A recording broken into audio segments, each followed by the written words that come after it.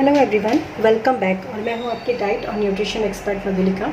कल मैंने आप लोगों को ये डायबिटीज़ के जो डाइट प्लान होते हैं उसके बारे में आप लोगों को बहुत अच्छे तरीके से समझाया था कि अगर आप किसी डाइटिशियन को अफोर्ड नहीं कर सकते हो तो आपको डायबिटीज़ का डाइट प्लान किस तरीके से बनाना चाहिए। और आज का जो वीडियो है वो है इंसुलिन रेजिस्टेंस। जैसे मैंने यहाँ पर आपको बताया था, आप इस वीडियो को, जो लास्ट वीडियो है उसका लिंक मैं डिस्क्रिप्शन बॉक्स में डाल दूँगी, उस वीडियो को आप ज़रूर देखना, क्योंकि उसमें मैंने बताया था कि ये कार्बोहाइड्रेट मेटाबॉलिक डिसऑर्डर होता है और इंसुलिन रेजिस्टेंस भी इसमें इंक्लूडेड होता है। तो कल जब मैंने आप लोगों को ये वीडियो बताया था पूरा, तो कार्ब मेटाबॉलिक डिसऑर्डर के बारे में आप लोगों को पूरा बताया था।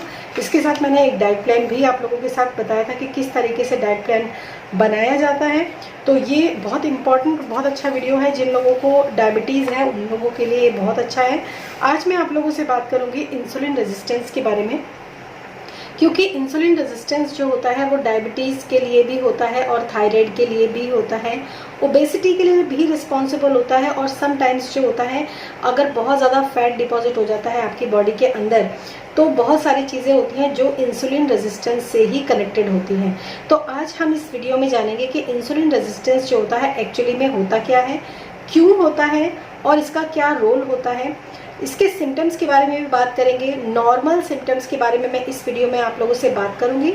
इसके बाद जो नेक्स्ट वीडियो आएगा वो आएगा कुछ सीरियस इश्यूज जो इंसुलिन रेजिस्टेंस के वजह से हो जाते हैं, और उसके साथ साथ जो है आप अलग अलग तरीके की दवाइयाँ लेना शुरू करते हैं अलग अलग प्रॉब्लम्स के लिए, जबकि उसका रूट कॉज जो होता है वो इंसुलिन रेजिस्टेंस होता है। तो आज का वीडियो मेरा, कल का वीडियो मेरा 30 मिनट्स का हो गया था, काफ़ी बड़ा था। तो आज मैंने सोचा कि मैं थोड़ा छोटा वीडियो बनाऊंगी आप लोगों के लिए, ताकि आप लोगों को बहुत ज़्यादा टाइम ना लगे। तो छोटे छोटे वीडियोस की फॉर्म में ही मैं आप लोगों को ये सब चीज़ें बताऊंगी। तो आज हम बात करेंगे इंसुलिन रेजिस्टेंस के बारे में। सबसे पहले इस वीडियो में मैं आप लोगों को बताऊंगी कि जो इंसुलिन होता है एक हार्मोन होता है जो आपके जो पैनक्रियाज होता है उसके बीटा सेल्स जो होते हैं वो सिक्रीट करते हैं आपके इंसुलिन को। और ये इंसुलिन किस चीज़ से ट्रिगर होता है, ये किस चीज़ से ये मतलब सिक्रीट होता है। तो हर एक खाने से इंसुलिन नहीं सिक्रीट होता है। जो कार्बोहाइड्रेट्स होते हैं, स्पेशली जो शुगरी कार्बोहाइड्रेट्स होते हैं, उनसे इंसुलिन जो होता है बहुत ज़्यादा प्रोड्यूस होता है। और ऐसे कार्बोहाइड्रेट्स जिनका जीआई इंडेक्स, या ऐसे फूड आइटम्स जिनका ग्लाइसेमिक इंडेक्स जो होता है वो कम होता है, उससे जो ये इंसुलिन होता है वो कम प्रोड्यूस होता है। तो ये बाद की बात है, लेकिन सबसे पहले हम जानेंगे इंसुलिन रेजिस्टेंस के बारे में। जैसे ही आप किसी कार्बोहाइड्रेट फूड, यानी कि कोई ऐसा फूड जो कार्बोहाइड्रेट रिच है या शुगरी कार्बोहाइड्रेट बहुत सारे होते हैं, उनको अगर आप लेते हो तो उससे क्या होता है, आपकी जो ब्लड स्ट्रीम होती है उसके अंदर शुगर का लेवल बढ़ता है। और जैसे ही ब्लड स्ट्रीम के अंदर शुगर राइज करने लगता है, उसी समय आपका जो पैनक्रियाज होता है वो इंसुलिन को निकालता है, सिक्रीट करता है। और ये इंसुलिन क्या करता है, ये एक शेफ की तरह आपके फूड, आपकी जो ब्लड स्ट्रीम होती है, ब्लड होता है, उसके अंदर से आपके शुगर को लेकर, यानी कि ग्लूकोज को लेकर, जो ब्लड में ग्लूकोज बढ़ा हुआ है उसको लेकर ये सीधा सेल्स पे जाता है। और सेल्स में क्या करता है, यहाँ पर एक सेल्स का रिसेप्टर होता है, इंसुलिन रिसेप्टर इसको हम बोलते हैं। और उस रिसेप्टर के साथ ये जो सेल होता है उसका लॉक ओपन होता है, और उसके बाद क्या होता है, ये जो ग्लूकोज होता है वो धीरे धीरे करके आपकी जो सेल होते हैं उसके अंदर डिपॉजिट होने लगता है। ठीक है, तो इस तरह से क्या होता है, इंसुलिन का काम होता है आपकी ब्लड के अंदर, आपकी बॉडी के अंदर शुगर लेवल को नॉर्मल रखना।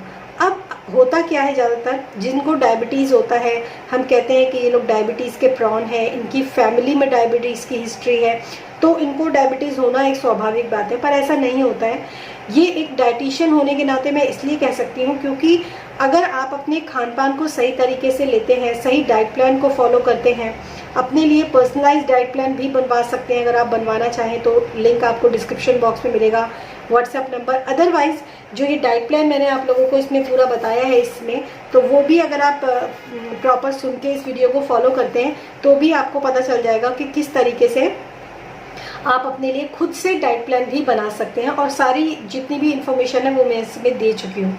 अब इसमें क्या होता है, जब हम लगातार, जैसे हम 1 से 3 चम्मच तक, अगर हम मैक्सिमम बता रही हूँ, अगर 1 से 3 चम्मच या 1 से 2 चम्मच तक अगर हम शुगर किसी भी फॉर्म में अगर हम अपनी बॉडी को देते हैं, तो हमारी बॉडी क्या करती है, इंसुलिन को प्रोड्यूस करके वो शुगर जो होती है सेल्स में डिपॉजिट कर देती है और हमारा ब्लड शुगर नॉर्मल रहता है।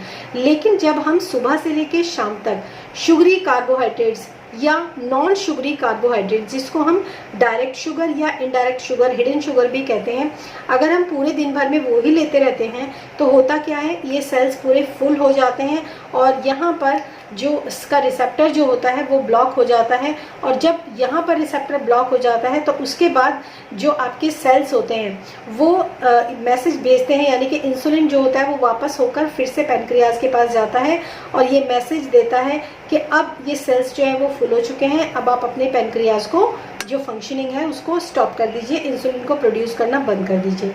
लेकिन गलतियां वहाँ होती हैं जब हम पूरे दिन, अब जैसे मैंने अभी लास्ट वीडियो में मैंने आप लोगों को बताया था कि एक सर्वे देखा था जिसमें मैं खुद उसमें प्रेजेंट थी। मैंने मतलब 100 से ऊपर समझ लीजिए आप डायबिटीज़ के जो पेशेंट्स हैं उनको मैंने डाइट्स वगैरह दिया, उनको मैंने काफ़ी अच्छे से ट्रीट किया, बहुत अच्छे से समझ में आया उन लोगों को कि वो लोग कहाँ गलतियाँ कर रहे हैं। तो वहाँ पर क्या देखा मैंने कि उन लोगों को ब्रेकफास्ट में भी वो रोटी और सब्जी खा रहे हैं, दिन में लंच में भी वो रोटी सब्जी और थोड़ा सा चावल खा रहे हैं, रात को भी वो रोटी सब्जी ही खा रहे हैं, सुबह के टाइम वो चाय बिस्किट, मारीगोल्ड बिस्किट, उसके अंदर भी शुगर है, और आपका जो दूध वाली चाय फीकी ही हो क्यों ना लेकिन उसके अंदर भी शुगर है, क्योंकि लैक्टोज जो होता है मिल्क के अंदर शुगर की फॉर्म में प्रेजेंट होता है। तो कोई भी ऐसा मील वो ले ही नहीं रहे हैं पूरे दिन भर में जिसमें कि शुगर यानी कि कार्बोहाइड्रेट्स ना हो।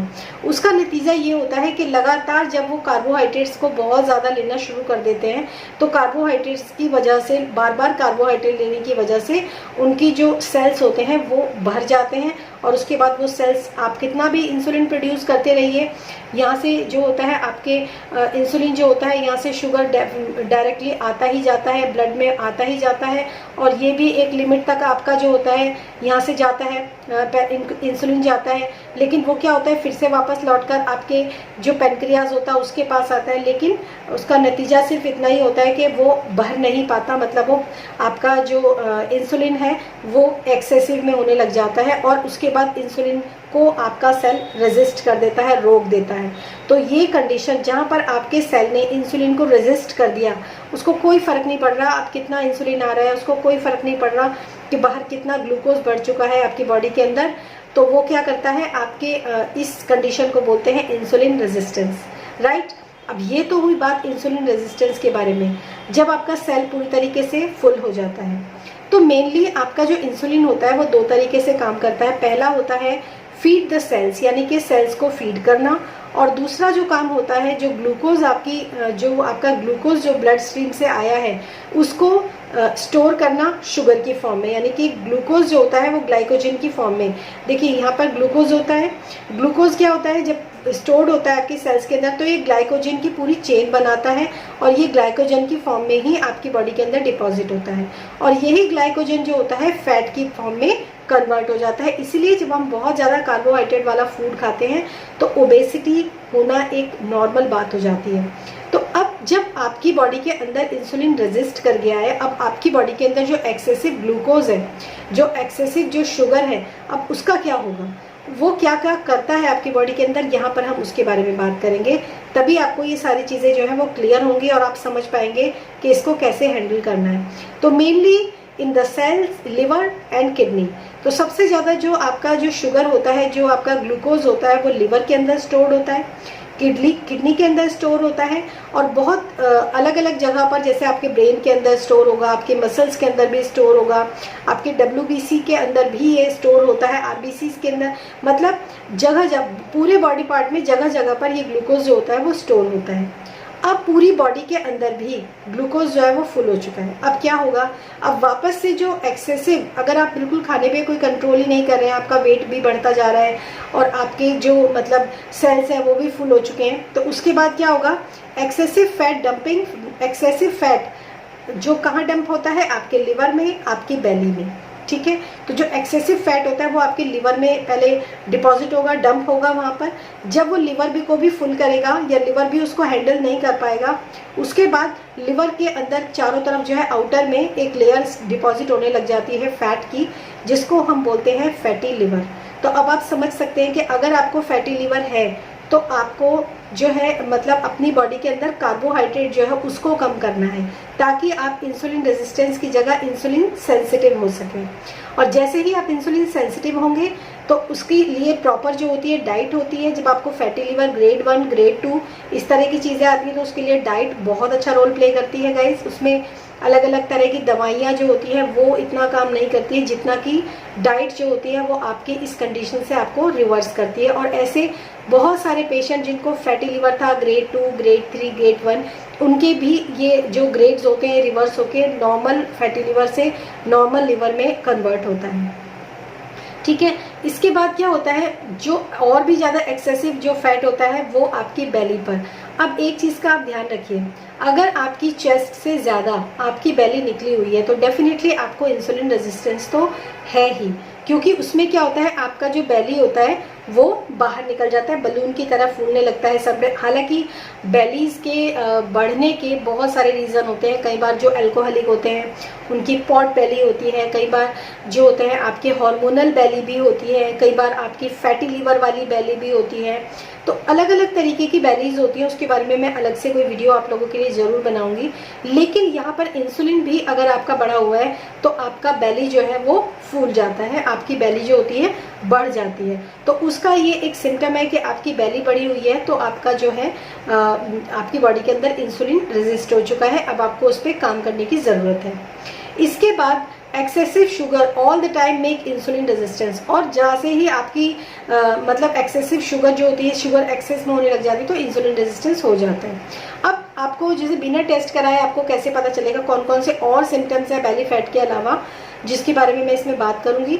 सबसे पहले है खाना खाते ही आपको फटीग होती है, मतलब जैसे ही आपने खाना खाया, अब ब्रेकफास्ट स्पेशली मैंने वहाँ पर सर्वे में देखा, मैंने उन लोगों से एक क्वेश्चन किया, मैंने कहा जब आप लोग नाश्ता करते हो तो उसके बाद आपको मन करता है कि आप सो जाओ, उन्होंने कहा यस, यानी कि उनका जो डायबिटीज़ जो बढ़ा हुआ है, जो उनको टाइप 2 डायबिटीज़ या प्री डायबिटीज़ है या फिर इस तरह की चीज़ें हैं, उसका कॉज क्या है, इंसुलिन रेजिस्टेंस, राइट। तो फटीग होना आफ्टर ब्रेकफास्ट। दूसरा होता है उनको उनसे कंट्रोल नहीं होता और उनको बहुत ज़्यादा शुगरी कार्ब्स या फिर कार्बोहाइड्रेट की बहुत ज़्यादा क्रेविंग्स होती हैं, और जब तक वो कार्बोहाइड्रेट खा नहीं लेते हैं तब तक उनको किसी भी तरह का रिलीफ जो होता है वो नहीं मिलता है। इसके बाद ब्लैडर इश्यूज भी आते हैं, जैसे एक्सेसिव यूरिनेशन होना, बार बार यूरिन पास करने की जो अर्ग होती है उसकी वजह से भी, वो भी उसका भी रीज़न है कि आपको इंसुलिन रेजिस्टेंस जो है वो हो चुका है। किडनी रिलेटेड प्रॉब्लम भी समटाइम्स उसमें देखी जाती हैं। उसके बाद आता है ब्रेन फॉग, मेमोरी लॉस, यानी कि आप चीज़ें भूलने लगे हो, आपको ब्रेन फॉग होने लगा है, आप चीज़ें मेमोरी लॉस होना या मेमोरी को मतलब कोई चीज़ याद नहीं आ रही है, आपको चाबियां कहाँ रख दी है आपने, या किसी का नाम आप याद करने की कोशिश कर रहे हो वो आपको याद नहीं आ रहा है, तो ये सब चीज़ें भी आपके साथ जो है वो हो जाती हैं। इसके अलावा ये जो जितने भी सिम्टम्स मैं आपको बता रही हूँ सब नॉर्मल सिम्टम्स हैं। उसके बाद इन्फ्लामेशन इवन यूरिक एसिड भी आपका बढ़ा हुआ है तब भी आपको इंसुलिन रेजिस्टेंस है। तो इन्फ्लामेशन क्या करता है, इन्फ्लामेशन आपकी जगह जगह आपको आपकी बॉडी स्वेल हो सकती है, गर्म हो सकती है, जॉइंट पेन होना, ये सब इन्फ्लामेशन कॉज करता है। तो इन्फ्लामेशन जो है वो भी बढ़ जाता है तो भी समझ लीजिए आपकी बॉडी के अंदर इंसुलिन रेजिस्टेंस है। उसमें भी आपको इंसुलिन को रेजिस्ट करने के लिए, उसको रिवर्स करने के लिए आपको जो है वो डाइट फॉलो करनी चाहिए प्रॉपर। उसके बारे में मैं थोड़ा सा एक वीडियो अलग से बनाऊंगी कि how to reverse your insulin resistance, मतलब अगर आपको इंसुलिन रेजिस्टेंस हो गई है तो अब आपको इंसुलिन सेंसिटिविटी में आने के लिए क्या डाइट फॉलो करनी चाहिए, उसके लिए मैं एक अलग से वीडियो आप लोगों के लिए ज़रूर बनाऊंगी। फिलहाल आप जो है इसके सिम्टम्स जो है उनको समझने की कोशिश कीजिए। अगर आपको यूरिक एसिड बढ़ा हुआ, यूरिक एसिड में आपको बोला जाता है कि प्रोटीन कम कर दो। अब यहाँ पर मैं एक चीज़ और बोलना चाहूँगी कि जो आपके सेल्स होते हैं ना वो खाली इंसुलिन से केवल ग्लूकोज ही फिल नहीं होते हैं आपके सेल के अंदर। जब ये लॉक खुलता है आपके इंसुलिन से तब यहाँ पर पोटेशियम भी आपके सेल के अंदर डिपॉजिट होने की मतलब होना चाहिए।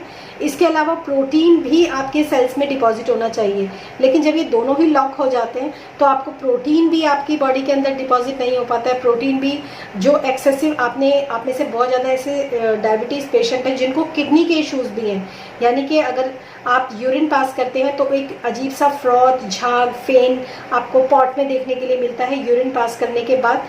इसका मतलब अब आपकी बॉडी जो है प्रोटीन उसको मेटाबोलाइज नहीं कर पा रही है और प्रोटीन जो है वो आपकी बॉडी से यूरिन के थ्रू बाहर निकल रहा है और ये बहुत ही सीरियस किडनी की कंडीशन होती है।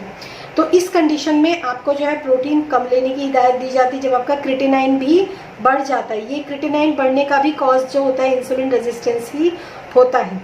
किडनी के कोई भी इश्यूज आते हैं वो भी इंसुलिन रेजिस्टेंस के कारण हो जाते हैं। तो ये सारे जो है ये तो बहुत नॉर्मल इशू है जिनको हम थोड़ी सी 1 या 2-3 महीने की डाइट से हम इसको कन्वर्ट कर सकते हैं। इसके बाद कुछ सीरियस इश्यूज होंगे। इसी पेपर पे मैं नेक्स्ट वीडियो आप लोगों के लिए अपलोड करूंगी कल, जिसमें सीरियस इश्यूज के बारे में बात करेंगे। और कुछ इश्यूज ऐसे भी होते हैं जो कि एक गंभीर बीमारी बन जाती है, जैसे कि लोग डायलिसिस तक पर चले जाते हैं जब उनको क्रिएटिनाइन बढ़ जाता है। तो ये सारे इश्यूज यहाँ पर मैं कल डिस्कस करूँगी आप लोगों के लिए। आई होप ये वीडियो जो है थोड़ा बहुत आपको यूज़फुल लगा होगा। अगर यूज़फुल लगा है तो प्लीज़ इस वीडियो को लाइक कीजिए। और जो भी कोई डायबिटिक पेशेंट हैं, मोटे हैं या उनको प्री डायबिटिक है, टाइप 2 डायबिटीज़ है, इंसुलिन रेजिस्टेंस है या कुछ भी ऐसा है या ये सिम्टम्स है, तो आप ये वीडियो उन लोगों के साथ शेयर कीजिए। और फिर मिलूंगी मैं आपको आपके नेक्स्ट वीडियो में। तब तक के लिए बाय बाय।